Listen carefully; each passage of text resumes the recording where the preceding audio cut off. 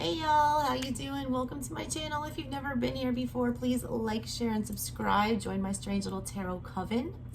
If you would like a personal reading from me, or if you would like to see me unbox this entire deck that I'll be using this afternoon, the Lunar Nomad Oracle, you can find that info in the description box below on how to do both of those things.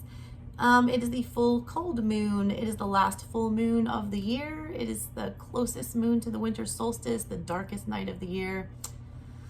I decided to pick a deck today that was, moon themed. I feel like we all need to get some messages from Mother Moon. So this is kind of like story time. So settle in, get yourself some tea, some coffee, whatever your hot beverage of choice is for the winter time, and settle in, because this book has very, very long detailed descriptions of each card. So I'm going to do an all signs reading today. I'm going to do all 12 signs in a collective message, and I'm going to just straight up read the message from the Lunar Nomad. Maybe I'll try to hear it from me. I don't know. I feel like these are very important messages. We'll see what your sign has. I will chop these up and post them individually as individual sign reads later on today, if you don't want to stick around for the long ass story. All right, guys.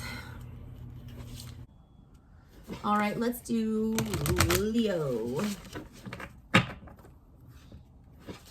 What is going on with my lions? What message does Leo need to hear today?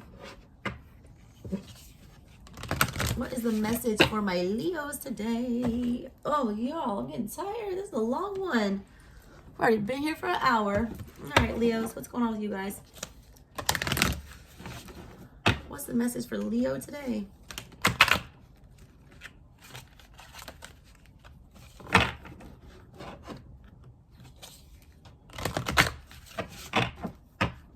What does Leo need to hear from the Lunar Nomad? Child.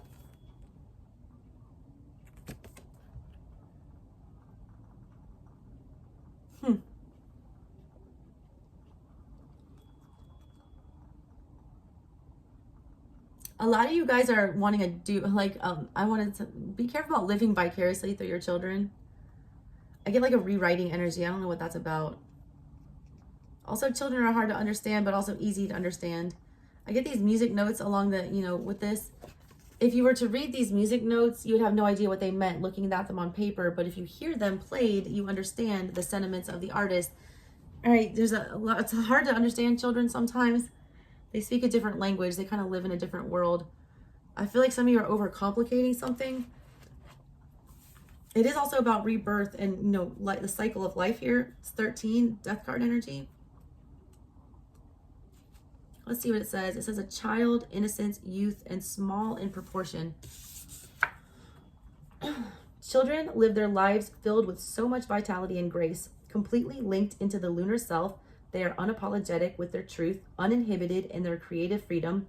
Watch how eloquently a child moves through emotions, from happy to sad in an instant.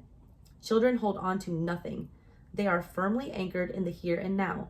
Magic is the truth of the child because creativity and imagination are limitless in their big, bright eyes. For them, the world is full of possibility. They are pure, universal love made manifest. Which is not to say a child cannot be a terror, but the difference is that children have no intention to cause pain. They are innocent and without malice. The way that they move through the world is in response to their experience. They are curious about each intriguing thing that crosses their path. A butterfly, a shooting star, a friendly treat. Whatever it is, they are interested. Biologically, their brains have not been completely formed all the analytical mechanisms that we as adults seem to be entrapped by. Sadly, time and experience wears down these reserves and teaches them how to be good members of society. Could we benefit from being childlike? Can we see through the eyes of a child, yet retain the wisdom of age? Absolutely. Experience teaches us what hurts and what feels good, what is dangerous and what is safe. These are beautiful and valuable pieces of wisdom. Mindfulness is a gift, but paranoia is a curse. You can leap into the unknown like a child, but with the awareness of an adult. To children, a box is a rocket ship that can transport them to other worlds. Horses can be purple, Kisses can heal wounds, and parents can be superheroes. Are any of these things false? They can all be true when you drink from a creative well that springs from your lunar side. Completely accepting the impossible and the invisible puts you in alignment with the magic of the universe, and you can still be a responsible adult. If you color outside the lines, is anyone really harmed? Childlike wonder is the fast track to magic. We all want magic, right? But you have to be open to the creative imagination within you, or it will shrivel up and die. Teaching people about divination is extremely fascinating. You lay out a whole story of cards and ask, what do you see? More often than not, I'm met with protests. What can I see? I have no clue what I'm looking for. What do the cards mean? I don't know the question. I've never done this before. I need to learn how. Ask a child what they see in the cards, and you hear an elaborate tale of vivid detail and imagination. People, places, sound effects, the whole story comes to life before the child. Your lunar self is still there, waiting patiently for you to wake up and touch the magic again. Rediscovering your creative imagination, your magic and intuition is the reason that this deck has called to you. Something has been stirring inside, waiting to be touched, felt, and expressed. When are you going to quiet the awakening mind, the solar self, and start playing in the moonbeams? The child asks you to consider where you can be more open in your life. Where can laughter and playfulness heal and inspire you? Trade limiting language for something more open and expansive. Use maybe, why not, or what if rather than no. Rigid thinking leads you to tighter places. When you are open, possibilities become infinite. Saying yes to new experiences makes your world bigger. Stepping away from rigid and worn out ways of being loosens the shackles. Doors, windows, and pathways begin to appear where you can tread into the unknown lands and discover something enlivening. You can awaken the inner child by listening to music, playing outside, painting with your fingers, or coloring outside the lines.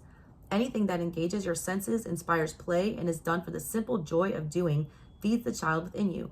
When the child appears, you might consider your own children or a child with whom you have a connection.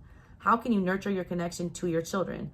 Take more time to play, and experience with children can soothe your heart and deepen your relationship.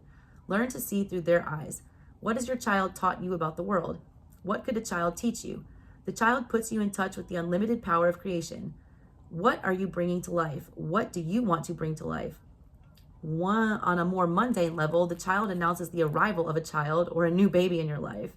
Watch a child play, completely lost in the moment, no hesitation to laugh or cry, and willing to be carried away by their creative imaginations. Uninhibited by the rules that the world has so harshly assigned, the child adheres to a different call, the song that lives inside, the song of imagination, creativity, and dreams. Get in touch with your inner child. It's Christmas. It's like holiday time. Go do something fun. Like, a lot of you are too serious, all right? A lot of you have forgotten how to have fun. A lot of you guys just say no, like, way too much. You just, like, shut shit down. Like, your imagination is just, like, dying out. You need to believe in the impossible. You need to believe in the crazy. You need to get your magic back, all right? Protect your magic. You're losing it. You're losing your dinosaur, too. Somebody else had that earlier. Who was it? I forget. Don't do that, though, all right? God, that's the whole part of life that's fun. The wonderment. I just had a baby, all right? He's like 15 months old. That baby looks at anything he picks up. It's like, God, it's like he just saw the Sphinx or something. He's fascinated by the smallest thing, even a marker in his hand. It blows his mind because he's not jaded and he hasn't seen it all before. He doesn't have his baggage that he's carrying with him. Not yet, at least. So I'm going to try my hardest not to give him any. But that's what this is. You got too much baggage. You can't even, let it down for a second to, entertain the option that something might be new and exciting. A lot of you guys are just I've been there, done that. Nothing's exciting anymore. Find something to get excited about. All right, Leos, that's what I got for you guys. I love you, my lions. I will see you the next time. Bye.